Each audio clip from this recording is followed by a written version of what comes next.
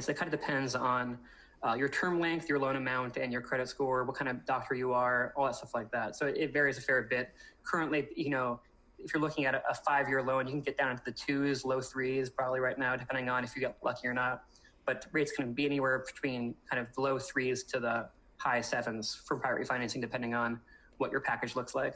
Okay. So if you're a medical student graduating now, you're starting residency. During residency, you don't want to refinance. Is that right? Just because you want to try to stay in the loan forgiveness path, just to give yourself that option. Now, later on, you can change, correct? Yeah, in general, yes. I mean, if you are very fortunate and you borrowed a very small amount of loans, right? So let's say you borrowed $20,000, $30,000, $40,000, you're never going to get your loans forgiven, right? In which case, by all means, you can refinance it earlier. There are companies that will refinance residents, even if they have a kind of a poor debt to income ratio.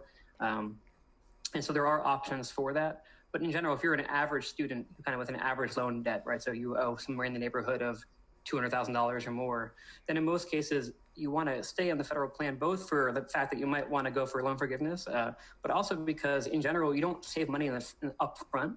And the reason why is that in general, if you play your cards right, consolidate your loans on graduation with the federal government, because you didn't make any money during your 4th year medical school, or you made very little money if you had some extra side job, because the income-driven repayment plans are calculated on last year's tax return, it means that your intern year, you basically have $0 payments. You pay nothing. So even though you're in the federal plan, you're making qualifying payments. Those payments are actually zero. So you can always pay more if you wanted to, but you probably shouldn't, just in case your loan's forgiven, in which case every dollar you spend extra is a dollar you wasted.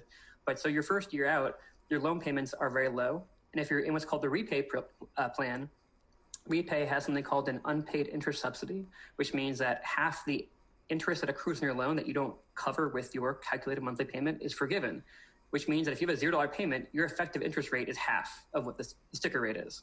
So there's basically no company that's going to get you as a resident half of the federal rate. Not going to happen. So you wouldn't even save money your first year in almost any case, just because of the way that math works out. So even if you were a low borrower who planned to pay their loans off themselves, you probably still save money just sticking with the federal plan up front and then switching later on. And again, even your second year, when you're a PGY2, because of the way academic years work, right? That second year, you're actually only paying taxes on half of that intern year salary because you're still a student for your MS4 year.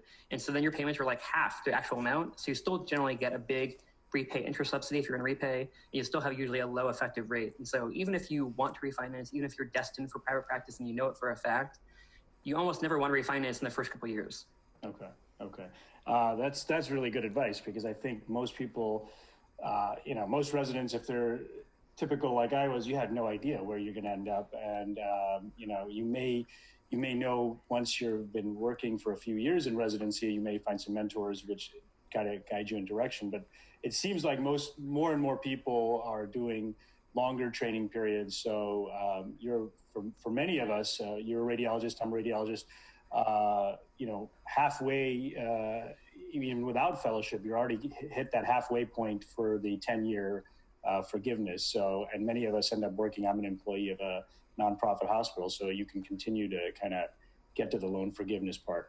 Obviously, situations are, different for different individuals, but I remember in talking, I think the last podcast I did about student loans, we mentioned this, that it was almost counterintuitive. The people who are in the longest training programs, so the specialists, the subspecialists, and ultimately they end up with higher incomes, but because they make so many years of payments in the reduced resident or training rate, it almost behooves them to not refinance. You're better off, trying to get this. One of the concerns, though, and we read about this all the time, is that this loan forgiveness program is going away. I saw on your website, you're like, that's almost clickbait. Can I explain that to me?